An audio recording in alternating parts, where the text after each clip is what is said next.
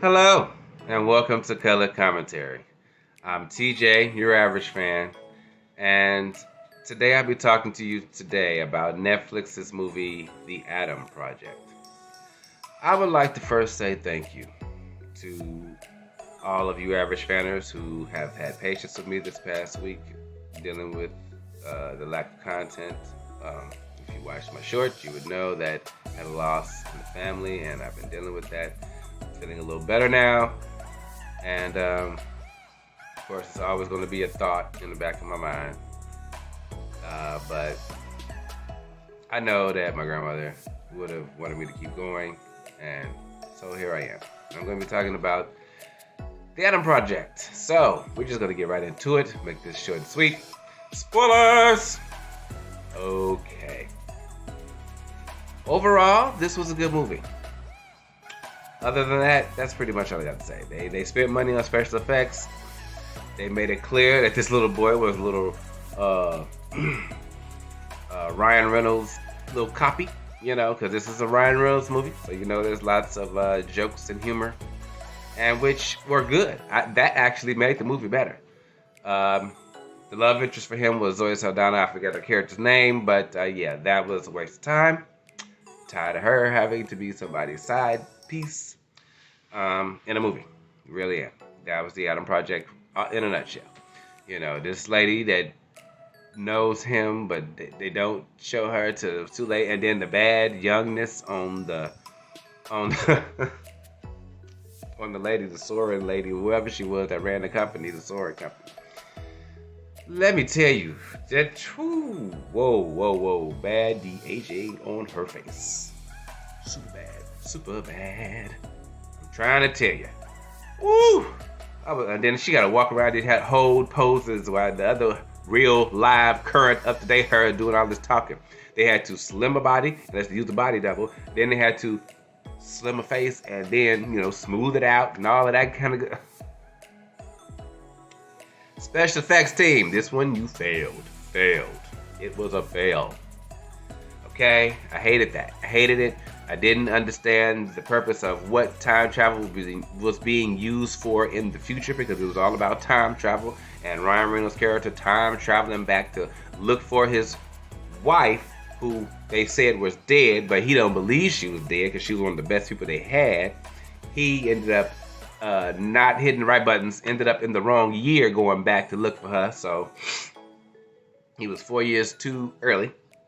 And yeah, run into himself, who as a child, 12 years old, was getting beat up, but he was a smart mouth kid getting beat up. He wasn't one of them whiny ones. I can't stand them in the movies, the whiny kid getting bullied and he crying all the time. Just buck up.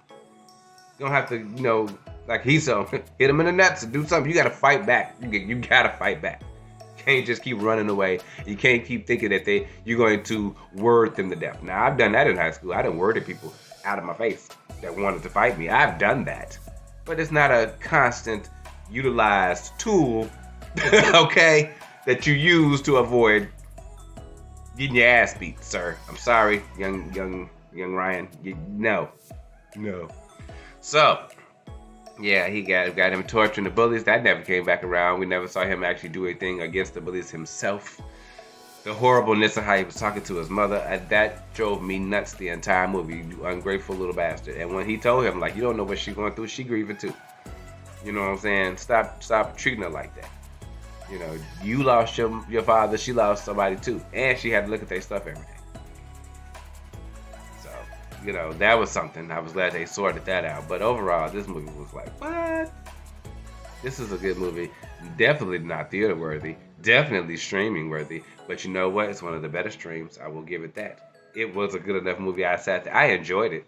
But as I was watching, I'm breaking it apart. Like, what is that? And what was the point of this? And why? What's the terrible special effects on that ship right now? What's happening?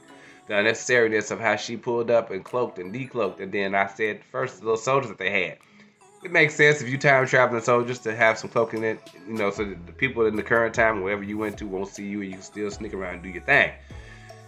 I said, but him with the pole thing, Ryan character, and the whacking him, and then you ask them, they disintegrate into nothing. we just killing straight out, just all the peoples, the whole way. The father. Can't think of the dude's name. The dude that plays the Hulk in the Marvel Universe. He was the father, and he was very scientific and narrow-minded in his thoughts and views about what he was trying to accomplish with the machine and what they need to be doing, and he don't want to know nothing and leave, don't tell me that I'm gonna die. Yeah, but then he figures it out, decides to help, but still be a smart ass, and the whole thing. When it's in his head, but it's also in this one little crystal thing, hard drive, that he went to go get, and now the lady who didn't know nothing about it knows about it. She needs to stop that because they could have just blown the building up. But now they need to destroy the crystal. But if you destroy the crystal by blowing the building up, wouldn't that accomplish the same task?